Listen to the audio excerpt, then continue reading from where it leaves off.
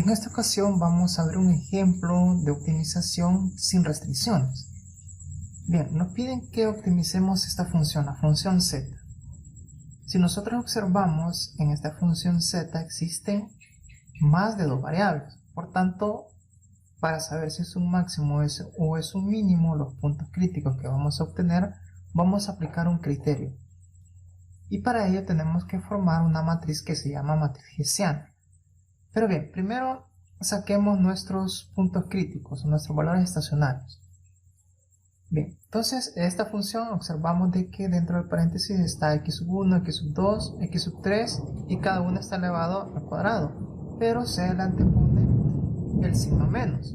Bien, entonces vamos a sacar este de paréntesis, el primer paso. Z entonces será igual a 29 menos x1 al cuadrado menos x2 al cuadrado menos x3 al cuadrado. Pues bien, ahora le sacamos las primeras derivadas parciales de cada una de las variables. Entonces vamos a derivar a z con respecto a x1. Entonces esto nos va a quedar, se hace constante, aquí tenemos x1, se hace constante y se hace constante. Entonces tenemos menos 2x1. Bien, entonces ahora lo hacemos con las otras variables. Entonces derivamos a z con respecto a x2 y esto nos va a quedar menos 2x2. Ahora con respecto a x3, derivamos z con respecto a x3, entonces esto nos queda menos 2x3. Bien, para obtener los puntos críticos, igualamos a 0 estas primeras derivadas y resolvemos el sistema. Entonces esto es igual a 0, igual a 0, igual a 0. Pues bien, entonces aquí se nos hace fácil encontrar los valores de las tres variables. Entonces si yo despejo x1, entonces me va a quedar 0 entre menos 2.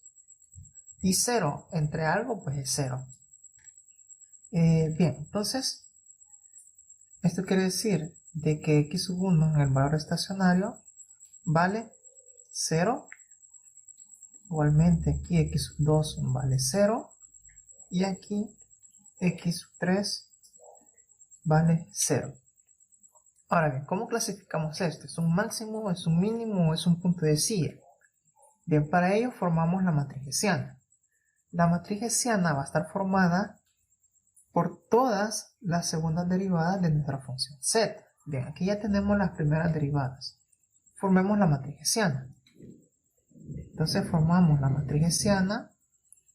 Entonces agarramos la primera derivada con respecto a x1 y la volvemos a derivar con respecto a x1. Ese será nuestro primer elemento. Entonces aquí tenemos menos 2. Bien, entonces, siguiendo en fila, no tenemos x2, entonces será 0. Y ahora con respecto a x3 será 0. Ahora agarramos la primera derivada de z con respecto a x2 y la derivamos con respecto a cada una de las variables. Entonces primero con respecto a x1 no tenemos 0, con respecto a x2 tenemos menos 2 y ahora con respecto a x3 tenemos 0. Ahora la siguiente, entonces con respecto a x1 0, con respecto a x2 0, con respecto a x3 menos 2. Bien, ahora bien, ¿cómo vamos a utilizar esta matriz? Vamos a tomar unos criterios, pero para ello tenemos que estudiar el valor de unos determinantes muy particulares, que son los menores principales. Y a partir de ello nosotros vamos a tomar criterios si es un máximo, un mínimo o es un punto de silla. Pues bien, sacando los determinantes principales directores, entonces nosotros podemos formar unos subdeterminantes de esta matriz hessiana. Entonces podemos formar subdeterminante de h sub 1, el subdeterminante de h sub 2 y el subdeterminante de h sub 3. Bien, entonces esto nos interesa, el determinante B. El subdeterminante, ¿qué será? El primer menor principal director, entonces nos vamos a utilizar de las líneas punteadas. Entonces el primer subdeterminante será menos 2. Vamos con el siguiente, entonces pasamos la línea punteada en la segunda fila hasta donde nos encontremos la segunda columna.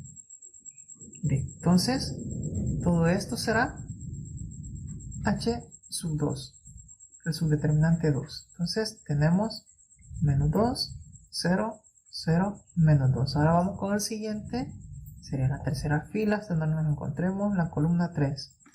Bien, entonces será prácticamente todo el hessiano, ¿verdad? Bien, entonces de esto nos interesan los determinantes. Entonces escribimos el tercer subdeterminante. Bien, ahora bien, antes de proceder a sacar el determinante, vamos a establecer los criterios. Bien, si todos estos subdeterminantes, el subhessiano h sub 1, h sub 2 y h sub 3, si todos estos valores me dan positivo, entonces vamos a decir que existe un mínimo local. Pero si tienen un patrón de comportamiento como el siguiente, en el cual empezando por negativo, es decir, si el subdeterminante 1 es negativo, el subdeterminante 2 es positivo, y si el subdeterminante 3 es negativo, es decir, alternando los signos, empezando desde menos, entonces vamos a decir que existe un máximo local. Hay que tener claro que tienen que empezar con este orden, desde menos. Si en el caso no se cumple ninguno de estos dos criterios, en cualquier otro caso vamos a decir que existe un punto de silla. Pues bien, entonces, sabiendo esto, calculemos el determinante de cada subdeterminante. Bien, entonces aquí será menos 2.